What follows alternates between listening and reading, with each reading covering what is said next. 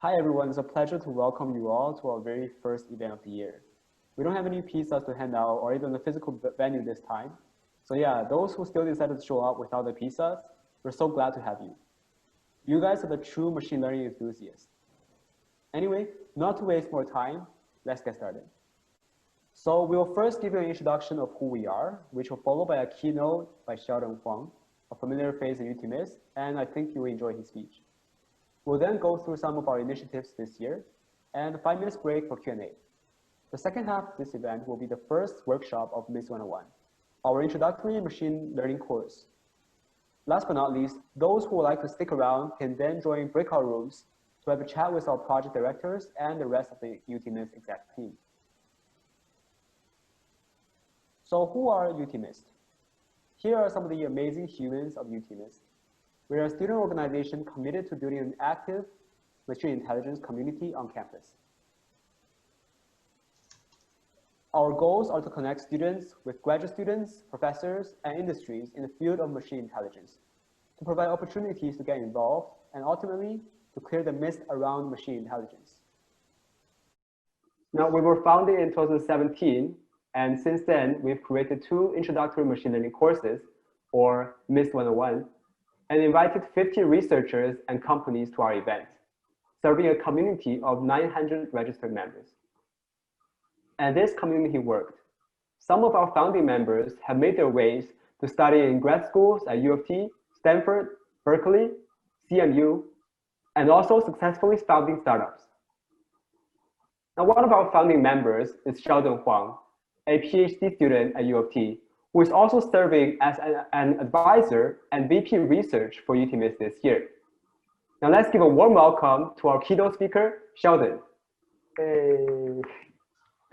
Well, thanks, Richard, for the introduction, and thanks for the invitation. It's great to be back. So what I will talk about today is something I wish I have said to my younger self many years ago. So now I will share with you my thoughts around how to find the hype that lasts. Can I go to the next slide, please? Thanks. Yeah, it is really my personal attempt at understanding goal-oriented behavior and how people make decisions, including my own. Okay, so what do we talk about when we talk about hype? So Cambridge Dictionary defined hype as a situation in which something is advertised and discussed a lot in order to attract everyone's interest. Yeah, LOL from the chat. I think a good way to approach the nature of it is to look at the dynamics of it, like how it changes throughout time. So there's a hype cycle for emerging technology on the right. So for those of you who don't know, Gartner is a leading research and adversary company. They're looking at the patterns and dynamics of technology hype, and they have made 5 stages. So the first one is innovation trigger. Second, peak of inflated expectation, then disillusionment, enlightenment, plateau of productivity along the time axis, as you can see, and the y-axis is the expectation. So according to this model, all hypes will fade away eventually, and even worse, some of the technologies won't even make it to the end. So before we get into more details on the nature of hype, so what does hype look like for deep learning? So the hype is strong when people are using deep learning to generate memes. But one does not simply generate memes using deep learning. One adds deep learning to everything. So that's like when I founded UTMIS with my friends years ago, like that was at the peak of the hype. So in my first year, I've felt the hype is strong around deep learning. But I had no idea what's going on, and it was very mysterious to me. Back then, I was extremely fortunate to have got the chance to learn from Professor Roger Gross and Ethan Gomez. They helped me really clear the mist around machine learning. So I wanted to clear the mist for more people, and as Richard has mentioned earlier, it has since then been our mission vision at UTMIS. However, over the past 3 years, I've noticed that after you clear the mist, you also clear the hype for so many people, and I'm wondering why is that? Because at the beginning we have crazy attendance, but as time goes on, things change. So there is certainly a correlation between the hype and the UT mist, and the mist, sorry. But does it imply causality?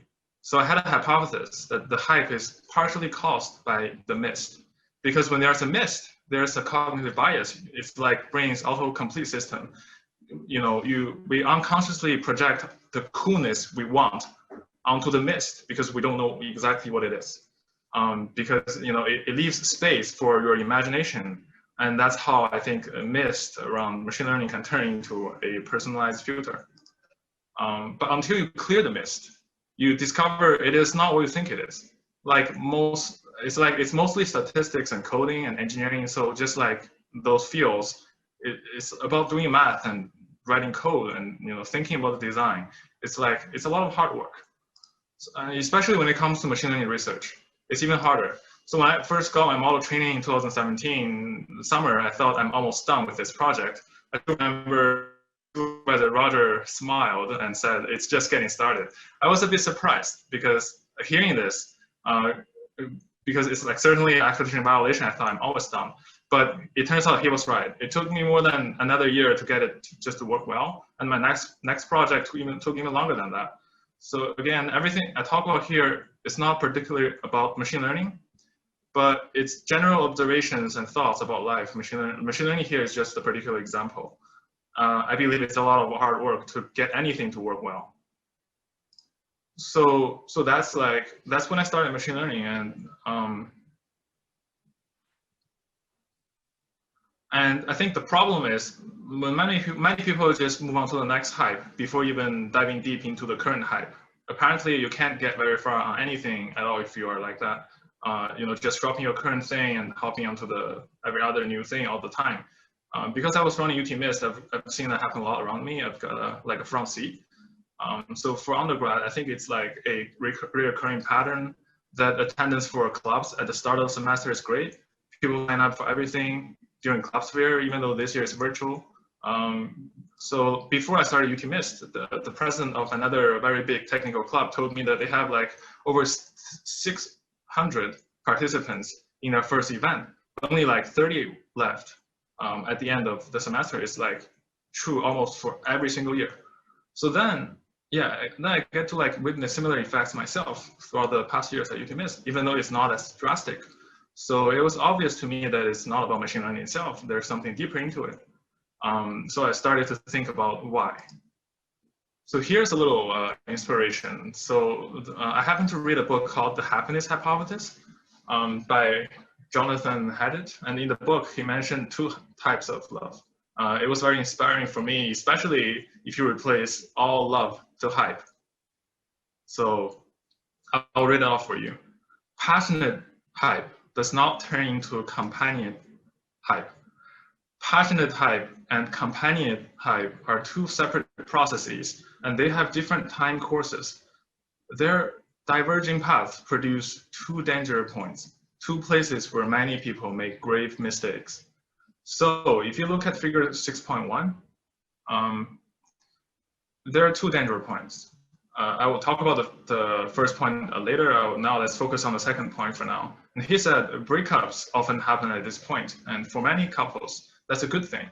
But sometimes breakup is premature because if the lovers had stuck it out, if they had given companion hype a chance to grow, they might have found true hype. So I think, indeed, it's not just deep learning. And recall what I said, the hype cycle. This cartoon on the right was originally about the hype cycle, but if you look at it more closely, and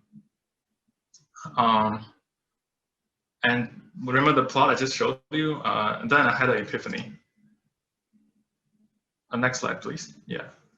So passionate type and companion type are just supposed to be 2 separate processes, but if you superimpose them together, stack them together, then you get the hype cycle. I'm like, wow. When I first discovered this was very surprising. So how deep does that rabbit hole go? And you might wonder, what is the source of this passionate hype? why is there a correlation between this hype and the mist? I didn't make the connection back then, but actually I've been thinking about very similar problem for a very long time. I've always been curious about curiosity because I noticed that it is one of my strongest primitive drives.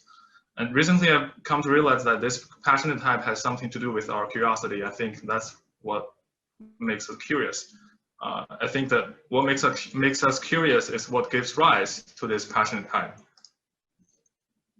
So this is from one of my private manuscripts a while ago. The short answer to what makes us curious is basically novel stimuli, surprising stimuli, which is closely associated with prediction error or a gap of information or knowledge. I grouped those concepts together and called them stimuli with high curiosity rating. So next slide. So you can think of it in two ways. So basically, you get pleasures from curiosity when it is satisfied. You also get annoyed when someone triggers your curiosity but refuse to keep telling you more about it. So in that situation, you just want to know, right? You want to know for the sake of knowing it, even when there is no extrinsic value to that information that you're craving for. So it's like studying for an optional lecture you know will not be tested, and it will be completely useless or even irrelevant in terms of your final marks. So that's why those trivia quizzes and crossword puzzles are so popular. So it can be considered, sorry, I'm still at that slide. So it can be considered as like the drive to avoid boredom. So like it can be think of as two states basically. Yeah, and there's some controversy still going on there. But I think the important point is Einstein said, curiosity has its own reason for existing. It is because that satisfaction you get from those situations is from within, not from the external world, like GPA or money. And thus, your motivation of satisfying this need is also intrinsic, making it an important type of intrinsic motivation in the human psyche. And it is not only intrinsic, it is also innate. So when you say something is innate, it means that it is present and functional upon infants' first encounter with it, so it's not learned. I think I've always been, so yeah, basically that's why this is such a powerful and interesting concept to me. I think I've always been searching for something real, something that can last, something robust, the antidote against the randomness in the external world and the chaotic nature of life. So curiosity seems to be very interesting to me because it seems to be a very promising candidate for that. And also, I got into artificial curiosity a while ago. So it was David Ha who told me about the idea of artificial curiosity when we were having a drink. He was visiting Toronto right after NeurIPS 2018 back then. And I still remember how curious I was about this, that I stayed up very late that night just reading everything I could find about artificial curiosity. Speaking of curiosity and passionate hype, so there's here, what it is showing is that there's a reinforcement learning agent training using ICM, the intrinsic curiosity module, which uses prediction error as the intrinsic reward. And the only source of reward signal is the intrinsic reward. So agent learn to play, basically learn to play those video games by maximizing surprise. So by the way, I actually gave a very long tutorial at UTMIS last year detailing artificial curiosity. So if you're interested in stuff like this, you should join us. Anyways, this got me super hyped about curiosity, and I believe it is the most important fundamental drive for both human and machine. So I started reading books and papers about curiosity for human, for machine, and basically I talk about it everywhere. I give tutorials on it at a group meeting I've actually UTMIS, like I mentioned, and I was extremely fortunate to have got a chance to spend my last summer at MIT learning more about it from cognitive scientists, including Josh Tenenbaum, Laura Schultz, Eva Fedorenko, and many others. And when I came back to Toronto, I was very convinced that curiosity is basically the answer to everything.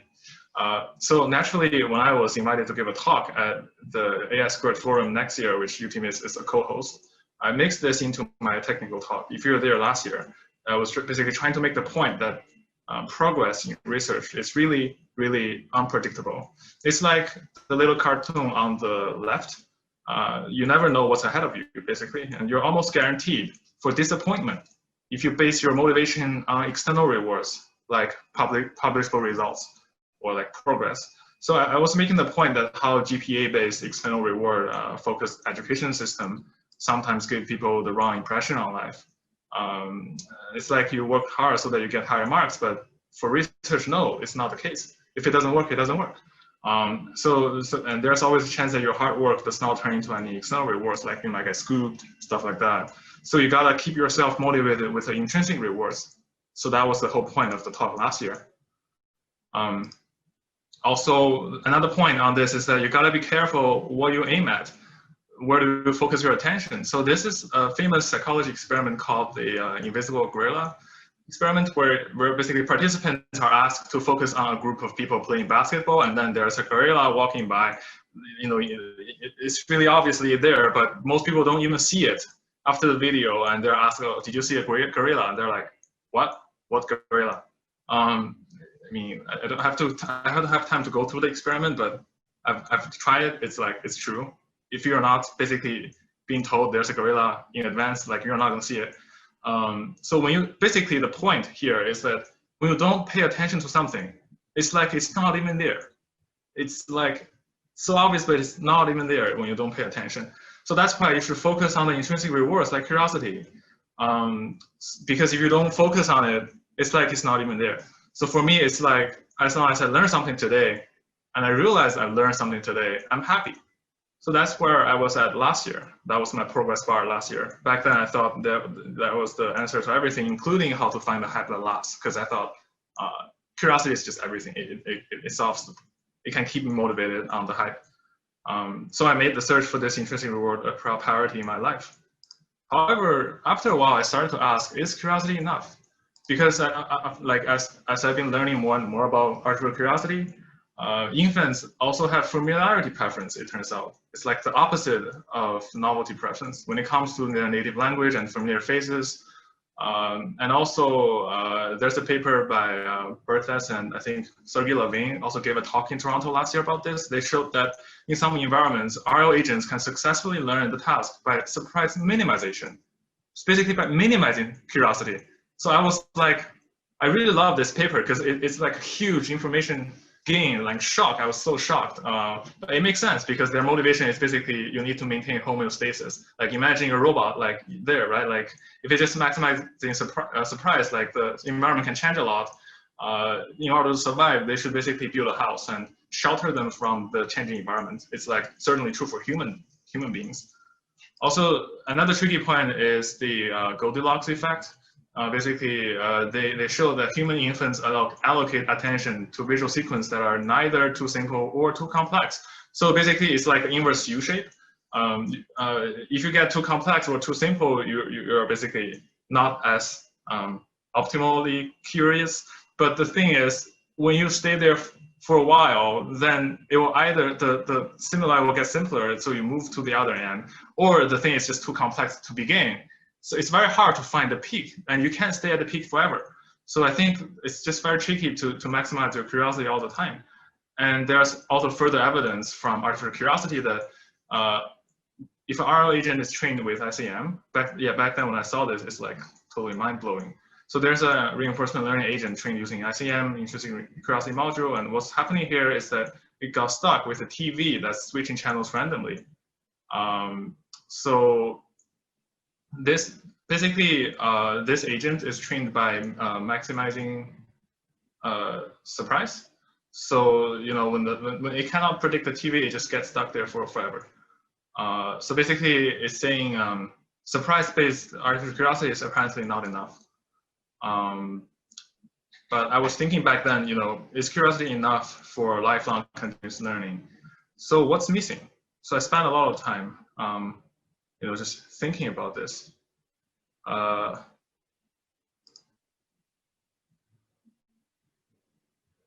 back then I thought, I told you, like back then I thought that was the answer to everything, but now I've realized that that's really just the passion type, and it also has a dark side. If you look at the agent there, it's like, does it remind you of like your friend, or like, you know, I think it's also true for some of us, right? You know, when the hype is switching so rapidly, you're just stuck there and looking at the hype, not doing anything. So that's what I call consumed by curiosity. So when you look at the dark side, careful you must be, for the dark side looks back. So that's by Master Yoda. So when you feed on meaningless curiosity, it consumes you. You switch from one new hype to another new hype and end up not getting back from anything. So that's what happens, I think, when you're just blindly following the hype. So I think hype is a double-edged sword, very much like the force. So it can do good, but it can also lead you astray. And I've just shown you the dark side of the hype. You know, curiosity can light up the hype, it can also kill the cat. So I think for now, my answer is no, it is not enough. And I reached to this conclusion when I had a very long conversation with Professor Jürgen Schmidhuber at NeurIPS last year, December. So he studied artificial curiosity in the early 90s and is a pioneer in the field. So he said asymptotically, curiosity will go to zero. Does it ring a bell? Like, it certainly ring a bell for me. It's like, wow, how come I missed that? It's like the second law of thermodynamics, right?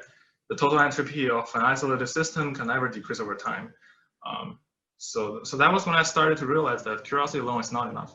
So my answer was incomplete.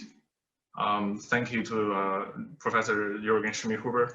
But I asked myself, what's missing?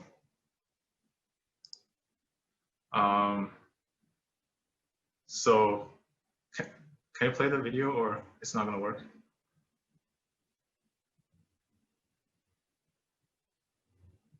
Do you guys hear sound? No, okay, never mind, it's fine, it's fine, no problem at all. Basically, Yoda said adventure, excitement, a Jedi craves not those things. So yeah, what's missing then? Like, this is another way of saying it, Yoda's way. So what does a Jedi crave? What's missing? What's missing from curiosity to turn passionate type to companion type? You know, to, yeah. So that was the search. Also, so here's a hint. A good starting point is consider why curiosity can have different effect on different people.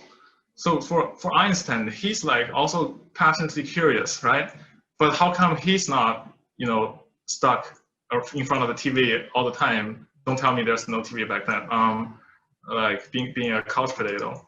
But he also, okay, and the hint here is that he said, it is not that I'm so smart, but I stay with the question much longer. And it is later verified to be the case, actually. There's a 10,000 hour rule. It's a book called Outliers, recommended by Bill Gates. The key to achieving world-class expertise in any skill is, to a large extent, a matter of practicing in the correct way for a total of around 10,000 hours. This is based on our original study on expert violinists. But why can some people stay longer and not the others? How to stay longer? Can anyone stay longer? So that's the question. You know, it's not, that's the real question. It's because it is not satisfying to just say, well, the answer is just curiosity plus stay longer. Because anybody, you know, everyone knows that. It doesn't answer all of the real questions. So a good starting point is to look at individual differences and personality theories. So that's how I got started. And in the Myers-Briggs theory on personality, there's this judging and perceiving dimension. Basically, people with the judging type, people like to make decisions and long-term plans and then stick to them, while people with the perceiving type like to stay open and be flexible with plans. So staying with the question much longer part seems to be a trait of the judging type. But what if I tell you Einstein is actually a perceiving type, and he is INTP? So, oh well, what just happened? Brian Little is a psychology professor studying personality. He is also an introvert. I think I found an answer from him. So he found himself trying to interact with students while teaching, like, which is obviously something an introvert will not do naturally. And he calls that an example of acting out of character. He said, the phrase acting out of character actually has two meanings. It means acting away from our characteristic way of behaving, but it also means acting from character. We often act out of character in the second sense when we guide our actions by our values. You may not be naturally open and extroverted, but given an important occasion or project, you have little choice but to act out of character, to rise to the occasion and be an alternative you, in a sense, perhaps, and optimize you. So I think Einstein acted out of his character to stay with the problem much longer based on his personality. And as a result, his personal projects are later well known to the entire world and basically changed the entire world also. So I would like to say personality is not an excuse. And not only that, what if I tell you that you get to decide who you are, and how surprising is that? So here's what I think on this problem.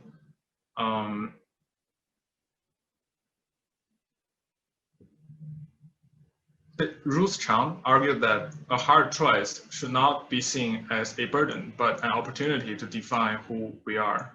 We don't make hard choices based on our values. It is the other way around. It is the hard choices we made decide our value and thus decide who we are.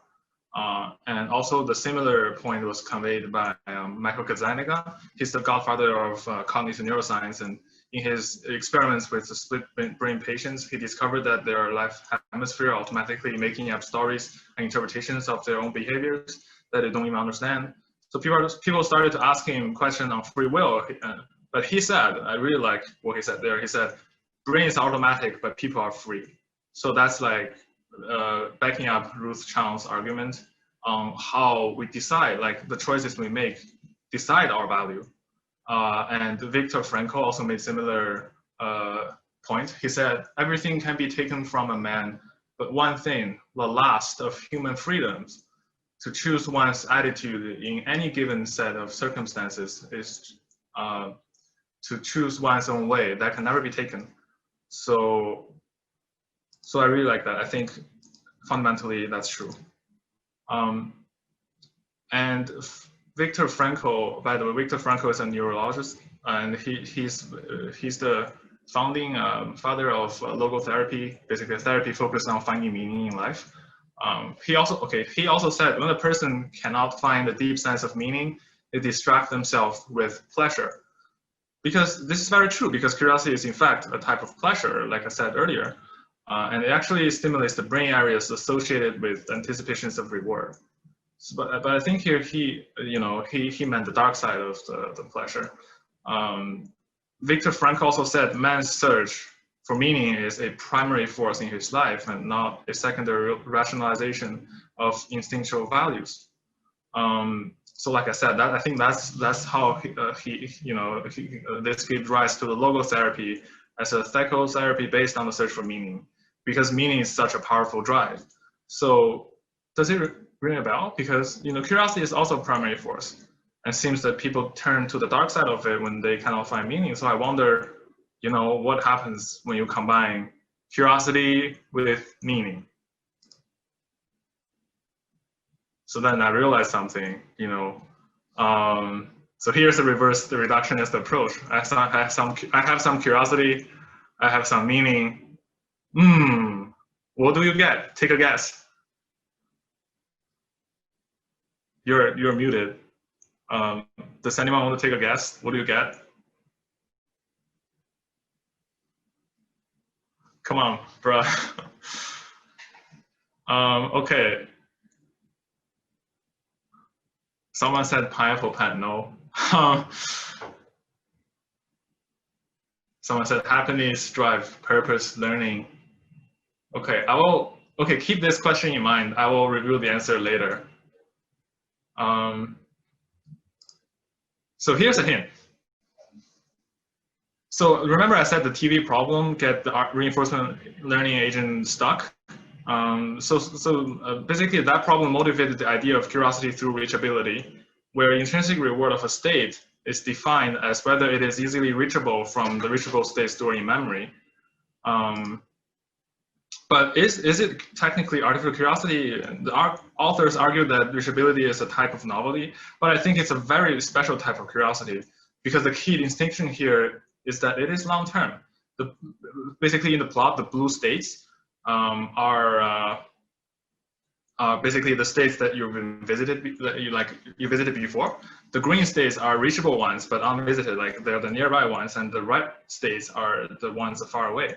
So agent is not just trying to go somewhere that is not gone before, it's trying to go somewhere very, very far away.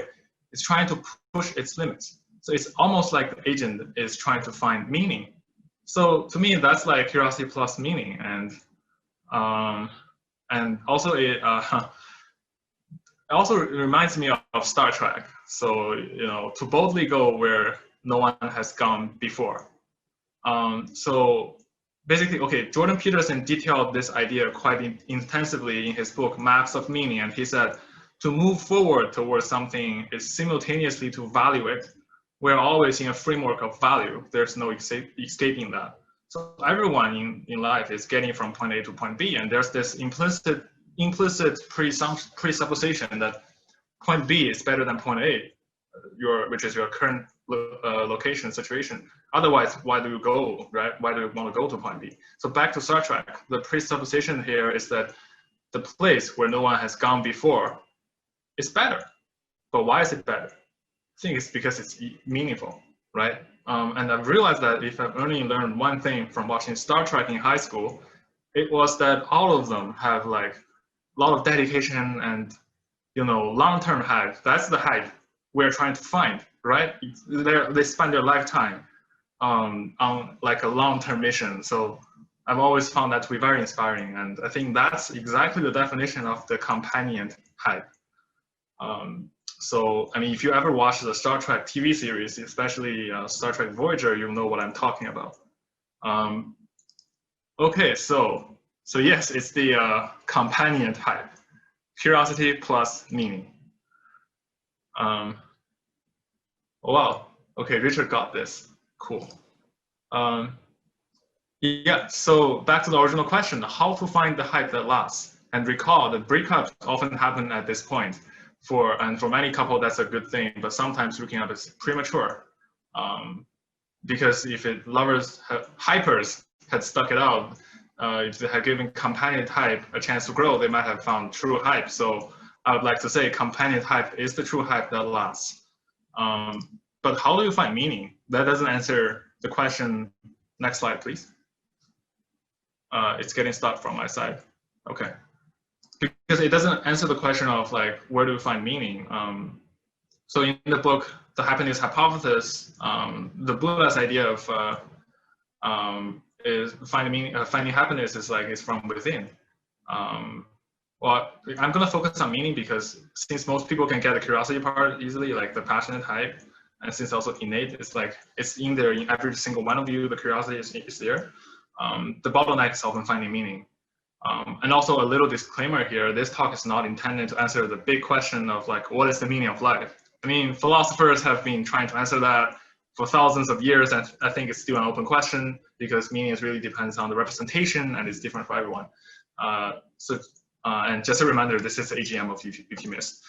But I'm trying here is to share with you enough of my thoughts and personal attempts and belief for you to basically bootstrap your own journey of finding the hype that lasts and your own search for meaning. Yeah, so Buddha's idea is happiness comes from within, but Jonathan Haidt disagreed. He said not entirely, because he thinks that, he argued that it also comes from meaningful connections between you and the world, meaningful relationships and work, more specifically. But I would argue that it is still important to find meaning from within because it is more robust. Sometimes you have no control, absolutely no control over the external world. It's like absurdism, and also the Stoic philosophy, similar ideas. But you have full control over your inner world. That's the charm. Remember that brains are automatic, but people are free. So Jordan Peterson also talks a lot about why you should clean your room, partially because this is really something you can control to make your world better. So another inspiration is from this book by Emily Smith on 4 Pillars of Meaning.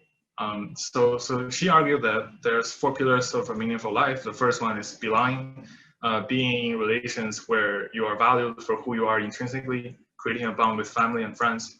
But note that it is not entirely intrinsic because essentially you don't have control over other people and you shouldn't. But I have to say I'm lucky enough to have found a sense of belonging here at UT Mist. I think it's a great idea, so you should definitely join us. The second pillar is purpose, using your strength to serve others, doing something worthwhile, but what if you fail and you suck at what you do, right? So it's also not entirely intrinsic. The third pillar, transcendence. So when your sense of self fade away, for me, it's like music, art, movie, fiction, sports, natural splendor, etc. But what if you just can't find them? Like you don't find this feeling of awe and you just don't get it. So it's also not entirely intrinsic. Well, my point here, I think it's important to find something that's intrinsic, that's like you can control. The fourth pillar though is storytelling. The story you tell yourself and others about yourself. It was also mentioned as the adversity hypothesis in the book, Happiness Hypothesis. The best way to get through adversity in life is to turn adversity into a story of personal growth. Similar ideas also mentioned in Jordan Peterson's Maps of Meaning and 12 Rules for Life. Story is what really matters. It's how you represent everything. So here, imagine Yoda said, among the representations, meanings can be found. I'd like to add a fifth pillar. It's inspired by Jordan Peterson's books over there. Jordan Peterson said, the purpose of life is finding the largest burden that you can bear and bearing it. This is a complete intrinsic one, right? So I like this. He said to stand up straight with your shoulders back is to accept the terrible responsibility of life with eyes wide open. It means deciding to voluntarily transform the chaos of potential into the realities of habitual order. It means adopting the burden of self-conscious vulnerability and accepting the end of unconscious paradise of childhood, where finitude and mortality are only dimly comprehended. It means willingly undertaking the sacrifices necessary to generate a productive and meaningful reality. So I really like that. However, what responsibility? What's the maximum responsibility one can bear? So my current answer, that's a very deep question, but my current answer is that the maximum responsibility one can bear is precisely the search for meaning, if you really think about it. So the process of pursuing what's meaningful, the pursuit itself is meaningful. So that's the meta meaning in some sense, the meaning of the pursuit of what's meaningful. So it is my current answer of the maximum responsibility, and true meaning comes from within. In this sense, it's true. So does the hype that lasts. So you gotta look inside, not outside. And this thought dates back to all the way back to grade 10, actually, after hearing my thoughts on meaning of life, after reading about Chinese philosophers. My Chinese teacher asked me to give a lecture to tell my ideas to the whole class. So I ended up thinking about that quite a lot, 8 years ago. To my Chinese teacher, you probably won't ever hear it because YouTube is blocked in China, but thank you. I really got a head start because of that.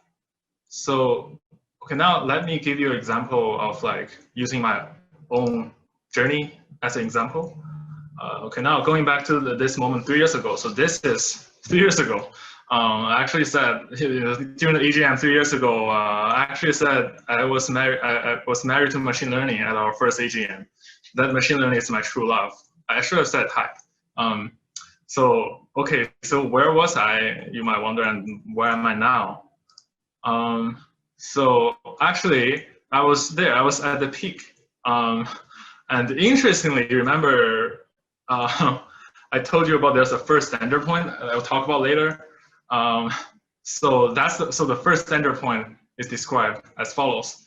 During its weeks or month of madness, hypers can't help but think about marriage, and often they talk about it too. Sometimes they even offer and commit to marriage. This is often a mistake. People are not allowed to sign contracts when they're drunk, but people should not be allowed to propose marriage when they're high on passionate hype. I'm switching all the love to hype, and it makes perfect sense. That's what I did anyways. But luckily, I did not know this back then, but I think I was just very lucky and that I've developed more companion hype with it over the years. So my first project took 6 months, and all my encounters helped me make sense of everything. So I attached a timeline there of my projects. Like the first one took 6 months, the second 18 months, the third 24 months. Now that I've done some retrospection, I realized that I've always believed in what I do. And I've always believed in others as well, like my supervisors and collaborators and friends. So I can never say thank you enough to you guys. So every day I felt very meaningful. Like I felt every day was meaningful, and I think that's how I developed this companion hype over the years. So I thought maybe those thoughts could be helpful to more people. Also, I get a lot of questions on how to get started recently during club fairs. I feel that many people are over-optimizing their start because if you're already here involved with UT Mist, then I'd say you're already reasonably having a good start. Back then, I did not have this. Like, there's no UT Mist, and I was just getting started. So my suggestion would be just do it. Go to Mist 101. Come on, it's just in an hour. And because the thing is, remember the reachability paper I was talking about. Reachability-based curiosity doesn't mean anything. It's useless when you have an empty memory there. So you have to get started somehow. The functionality of passionate hype is precisely to help you get started. So just get started. Just do it. Okay. Cool. And when you feel, next slide, please. When you feel that you're losing the passion and the passionate type, well, you might be sad, but counterintuitively, I'd like to say congratulations. Because that's when you reach the next step. You should be happy about this instead of like, you should be happy about this loss of passion instead of being sad or disappointed, because I mean, you will be there anyways. You'll have to go through this. It's inevitable. But at least it's meaningful. It might be bittersweet, but it's meaningful. It means that now you're ready for some real challenge, and you're getting closer to finding the companion type, and it's a very good feeling. If you just hold on to it, you'll go from the denominator to the numerator. And remember that Shakespeare said through Hamlet that there is nothing either good or bad, but thinking makes it so. So I think you should think of it as a good thing. The dying out of passionate hype. And here's my favorite quote from a movie. Next slide, please. Yeah, from the movie A Beautiful Mind. This time I switched love to meaning and equations to representations. So I would like to say it is only in the mysterious representation of meaning that I forgot to change that, but can you just pretend equations is meaning, representations? It is only in the mysterious representations of meaning that any logic or reasons can be found. So if after your passionate type faded away and you're still there, then you finally get to say, this hype is real. So next slide, please. Well, I have to say the rabbit hole doesn't really end here. There's a lot deeper things going on, but my talk probably have to. There are a lot of other deeper reasons why you should find meaning, but I won't be able to get into all of that here, but I'd be happy to chat more on Twitter or like on Discord. But I will just summarize my current belief on all of this. So I believe that life contains suffering, but those who have a why can bear almost any how. Taking responsibilities on meaningful pursuits is the best antidote to the chaotic nature of life, because it makes all the inevitable suffering worth it. I think that's the most important point, because it contains suffering. You can't run away from that. So just to make clear, all the inspirations that does not come from like Star Wars and all the memes, that here's a list of references and acknowledgements to all the sorts of inspirations over the years. Really, I can't say thank you enough. I'm really lucky to have the chance to learn from all of the people and read all the books to have this develop this belief and value system. So let me end the talk with a piece of beautiful poetry here. It's been a great inspiration to me, and it has also inspired the title of a great book. Two roads diverged in a wood, and I took the one less traveled by, and that has made all the difference. So let me conclude my talk by inviting you to take the road less traveled, and I wish you the best of luck on your journey of finding your companion hype. And that's it. Thanks.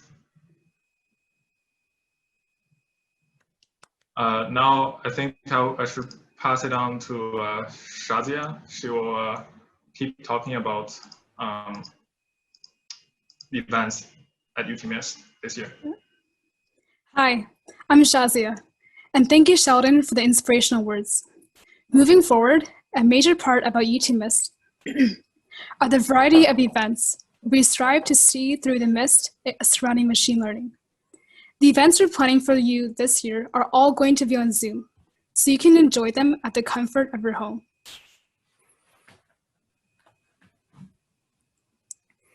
Our flagship event for the year will be the MIST Conference, a week-long virtual event with researchers invited around the world to share the latest breakthroughs and inspiring applications in machine intelligence.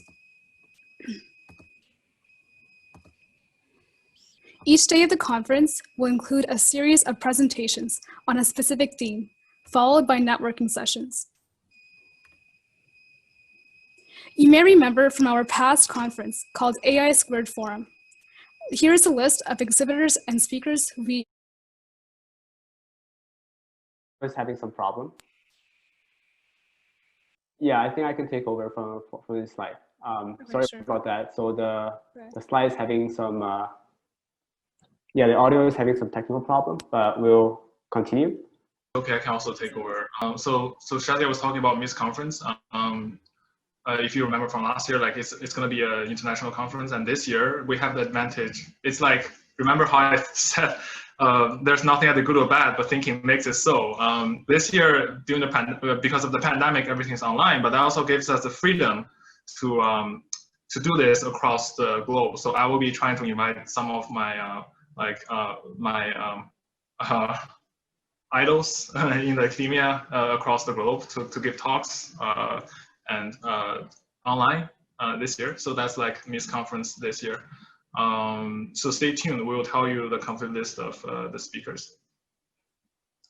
Right. And so okay.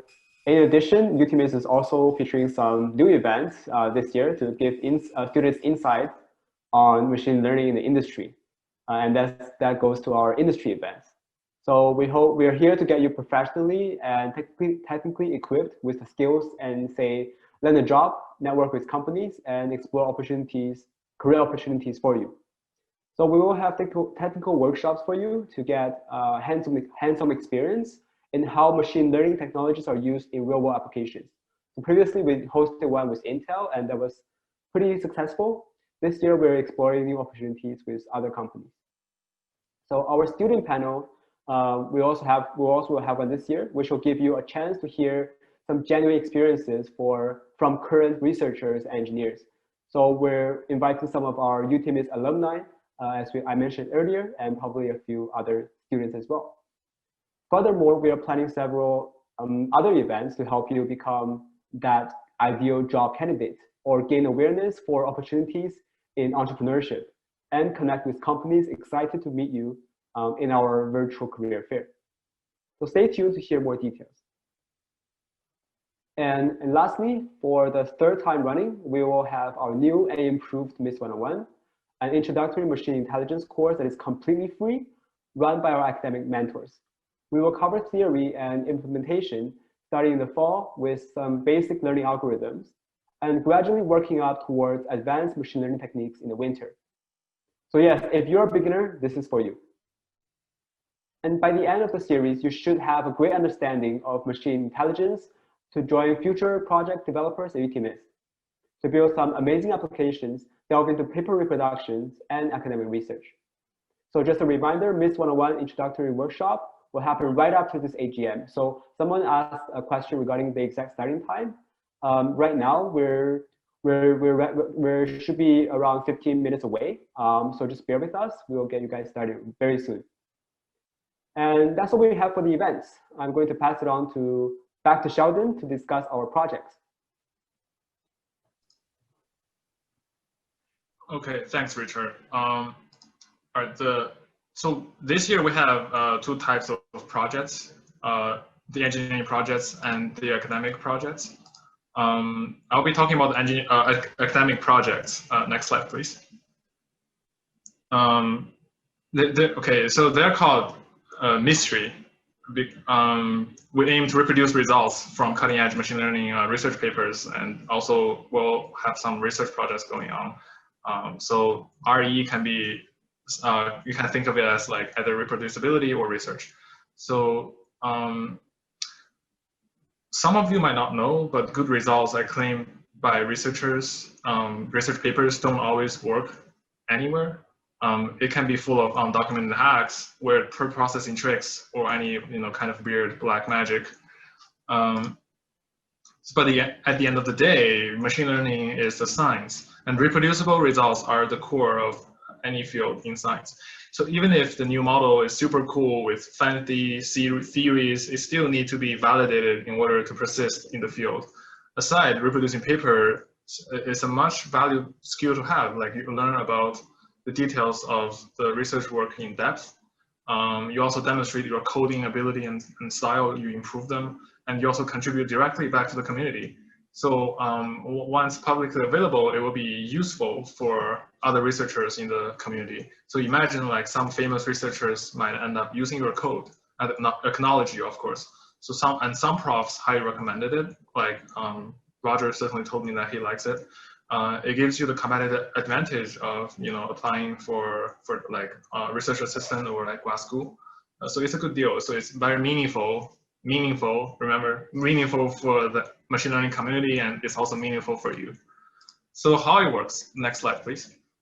So here is an overview of our team's like structure. Each one consists of a project director and several associates. They will work closely on a selected topic or paper of their interest, document their progress, and share it with the community. So it can be a really cool experience to practice coding, teamwork, and project workflow. So specifically this year, we have 3 academic projects. So the first 2 are 3D ResNet for action recognition, unsupervised generative attentional networks, and finally the out-of-distribution detection, or OODD. Our VP Academics, Nick, will be in charge of the first 2 academic projects. So they will be basically reproducing the paper shown there. And I will lead the last one. So the first 2 projects are each reproducing a paper. The last one, OODD, is a research project. So we will be reproducing our 5 papers, but recently I found another 2 very important ones. So we will basically reproducing all those papers and try some of my ideas based on them. So yeah, we won't get into the details of those projects, but I think those are great papers, and they're certainly very meaningful, because for any machine learning to work, machine learning system to work in real world, you basically have to ensure you know when it's not working. Like the machine learning models have to say they don't know when they don't know. So that's like the meaning of out-of-distribution detection. Okay, now let me pass it on to Rupert, who's our co-president this year and VP Engineering, and he will talk about the engineering projects. All right, cool. Thank you, Sheldon. So of course, like all that research and theory is useful to us because we can apply those in ways that can either improve our lives or just help someone make money. So this year we're introducing applied MI projects that we've not done before to cater to the creatives among us. And these projects are like, they're like code bases that you might build for side projects or hackathons. So for example, Vicky's focusing on a hand gesture web browsing project. Brian is leading a team to build a very humorous bot for playing Cards Against Humanity. So yeah, that game's not going to be fun anymore when the bot gets good at it. And then Janelle will be leading a team to work on a GUI builder for neural nets. In addition to these 3, we have another 3. 2 of them are related to price prediction. There's a real estate price prediction project led by Arsh, who apparently does have a real estate license, and Yolanda is leading a beginner's project for stock price prediction. And of course, I'm leading an academic / applied hybrid for Rust machine learning. So obviously, many of you guys are looking to join these projects. Actually, Arsh and I are still looking for developers. So if you guys would like to join our projects, please feel free to join us for the networking after MIST 101. So aside from those 2 projects, you might be wondering how to become a project director or a developer. So We are, most of our teams are full, but we are starting new projects in October and November, as I've mentioned to some of you on Discord. It's pretty simple. If you'd like to become a director, you just need to submit a proposal to our email address following the instructions on the developer guide. So most of you guys will want to be developers. Similarly, please look at the developer guide for how to get started, but generally speaking, you'll be reaching out to directors to essentially assess your fitness. So aside from our website, you can also reach us on Discord, and I'll leave that off to Annie. Thanks. So how do you become a part of our community? It's very simple. You can join our Discord with the QR code or the link on the slide. It is not just a place for us to make announcements. Instead, you can find resources, memes, machine intelligence help channels, career opportunities, online socials with prizes, music bot to play music for you in a study room, and a lot more. We'll also love to see your participation and contribution to make it even better. We'll have a little networking session after the Miss 101 workshop on the Discord server. So if you'd like to meet our project developers, academic mentors, or exec team, please stick around. New for this year, our technical writers are publishing bi-weekly, bite-sized, machine learning related newsletters covering everything from industry, research, careers to our own events and projects. We also send out occasional announcements about club promotions and recruitment. So don't miss out on this either. Here's some other ways to find us. You can follow us on Facebook, Instagram, Twitter, or WeChat. We also have a new YouTube channel where the videos of all our events will be uploaded later. Lastly, don't forget to check out our website, utmiss.gitlab.io. We've revamped our website this year with our infrastructure developers, and it is updated regularly. We're also very excited to share that we have a partner organization this year, UFT-AI. While we have similar goals, I would say that UTMIST focuses more on research of machine learning with our mystery projects, while UFT-AI focuses more on the application of machine learning with their Project X competition. We'll be partnering with them and we'll invite them as contributors for our academic projects and as a partner for our MIST conference. So yeah, that wraps up our AGM. Thank you very much for being here with us. We'll have a 5-minute break before MIST 101, and if you have any questions, you can type them in the chat box and we'll try to address them. Thank you.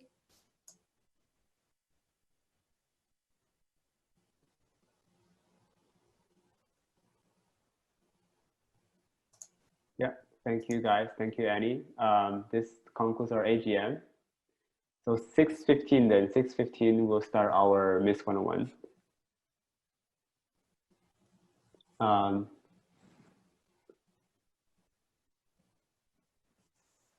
Are there any prerequisite skills needed for the workshop? Academic mentors, any one of you can answer this?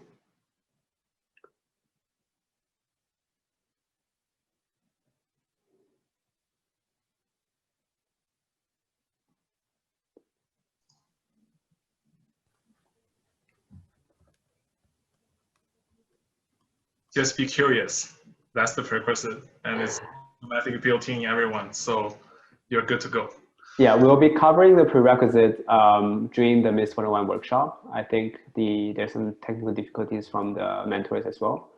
How does one usually apply to be a research assistant for a prof? That's a great question for Sheldon to answer. He has a lot of experience. Okay, well, I mean, I don't have, well, technically I only applied once, I guess. Like I was very lucky. So I was auditing 2 years ago. 4 years ago, 3 years. I was in my second year and I was still in engineering science back then. I was auditing Roger's CSD 321 neural nets course. I was also taking 411. I just talked to him about my interest. My interest was in music. I'm very interested in music, whatever. And I was like, yeah. So back then, machine learning was basically very hyped up in domains like language, text, speech, image, computer vision, but not music. So I wonder why that's the case. So we started talking. But I guess how to apply, it's different with every prof. A good idea would be just really look at their website carefully, and I would say tell them exactly what you are interested in. Like I would suggest you to read their papers, like to basically find out what they are interested in and what you are interested in. It's like a bi-directional selection process. Like you select them, they select you. But nowadays it's like demand is way more than the, it's not a balanced case now. But yeah, I would suggest you to be just curious and be less focused on the external reward, like I said. Like, because even if you just learn a lot about their work, they might just reject you. But don't be sad, because focus on the intrinsic reward there, because you are learning. As long as you are learning, you are not losing out anything, right? Like you are basically maximizing the meaningfulness of your time. So I would just suggest learn as much as you possible about their work. I think all the profs would basically like students who are already familiar with their work, and basically it shows that you're conscientious, like you're hardworking and you're smart. I think that's important. I hope that answered that question. Yeah, that's great. So another question that someone had would be what kind of experience with machine learning you're going to need to join paper reproduction or engineering projects. Generally speaking, like to get started with one of these, like taking a course at school or like through Coursera or YouTube would be a good place to start. Most of our project developers don't expect you to be like exactly an expert. So just completing like one of these courses and also having decent programming skills would be enough. Another question was how one applies for a developer position in the vacant in vacant positions for current projects. So as of now, I mentioned that Arsh's real estate price prediction and my Rust machine learning teams are still looking for developers. So I think for both of us, we are just asking students to email us or contact us on Discord directly, and we would just go from there. Regarding the other projects, we don't have many details right now. Like it'll depend on like what kind of proposals we get and which ones we ultimately select as official projects. But it will depend very much on the project and the director. Okay. Are you able to audit the paper reproduction project? So it kind of depends, because with our engineering projects, most of them are open source, but with the reproduction projects, it usually depends. Obviously reproduction means that the paper's already usually been published already. So,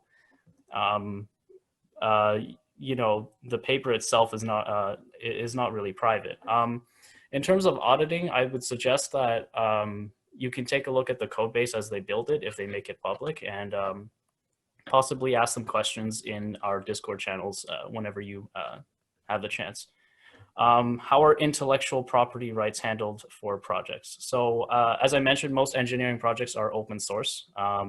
So we will be speaking to our directors to manage like what kind of licenses we need to use, but generally speaking, it's going to be open source with fairly permissive licenses.